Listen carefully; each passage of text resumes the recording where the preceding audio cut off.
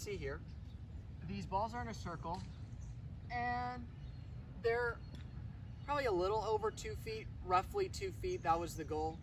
And what we do is there's about 9 golf balls. You can have 9 or 10 or 8, whatever you want to work with, but have them going around the circle so that you can get a feel for how each putt breaks differently. You'll notice that only 2 putts around the circle will be straight. Most of them are going to break a little to the left. In this case, it's going to break to the right. And in this case over here, it's going to break a little to the left. Now, that'll vary depending on where you are in the circle. But what you want to do is after you make all of them in a row, you're going to want to move them back. It's not so much about exact measurements as it is about just kind of roughly. But as you move them back, you make progress and see how many out of 10 putts that you can make. And so as you keep progressing, this will help you get a feel for, when you're out on the course, where the putts are going to break, and how to really have a good confidence when you're standing over the putt.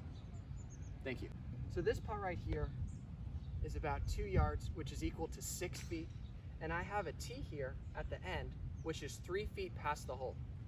Now what you want to do when you're putting is you want to hit it a little past the hole so you give it a chance, but you want to die it in, so let it kind of fall into the cup. You don't want it to be short because then you don't give it a chance, but you also don't want it to be too far along to where you miss the putt coming back. So in this case, I have my ruler for how far back I'm going to take it. It's going to be roughly about 2 inches here. And I'm going to putt it. Oh. So that one was not good. But then watch this one. This one's going to be good. So then I practice here. See that? See how it's in between? That's what we want so that we can make sure that we make it coming back. The next thing I want to talk about is that you can keep progressing back. This can go back 30 feet, 40 feet, 50 feet, 60 and beyond. But another way you can go about it to make sure you're really honing the feel in putting is by using just one hand. Ideally, if you're right-handed, your right hand, but you can use either one, and just trying to do it with one hand. And one other way to really make sure that you've honed in feel from this distance is to close your eyes. So eyes closed, one-handed, two-handed, is going to help you build feel for the green. Thank you. All right, so here I have an interesting device. It actually folds. I got it from David Ledbetter. He's a well-known golf coach. And the way that it folds out is like so. Click, click. And a lot of people make the mistake in golf that they can just putt with just their hands. Well, not a lot, but sometimes people do that. That's no good. Some people just try and use their arms. That's also not really ideal. You're gonna have to still decide what technique you wanna use, but from what I find some of the top professionals are doing is they're rocking their shoulders. They're turning like up here, and it's this rocking motion. And so when you put this on, it'll give you that feel for what it's like to just rock your shoulders back and through when you're putting. So when you're rocking them back and through, then you can get a good feel for what a nice stroke should be like. Thank you. So this is essentially nothing too fancy here. Some silver pegs and a line. I'll attach some links in the bio for where you can purchase them. I actually would recommend a chalk line for your putts so that it's actually on the green. It does not hurt the grass too much. The maintenance crew will be able to take care of it. So what I want to talk about though specifically is picking a straight putt, a putt that doesn't break. And what you want to do is adjust it like this. You can go here, you can move it a little bit over. You can go over here. Try and make sure this back one's about 3 feet past. Then if you need it, if it's shaking a bunch, just hold up on it like this. And that should help settle it down to some level.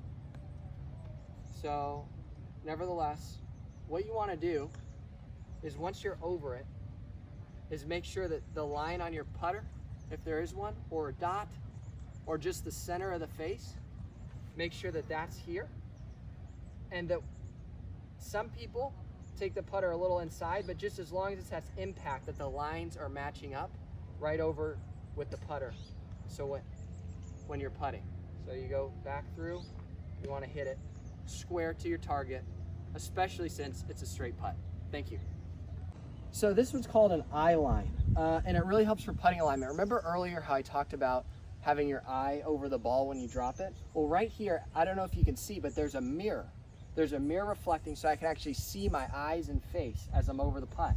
And I have these two lines to set up my putter face and my ball line, and just to get a feel for taking it back square and through square. And so if you have a straight putting stroke, you can also use this to hold your putter stroke straight. You got a couple of different ways you can leverage this tool. It could be a great asset to your game, and I'll link it in the bio.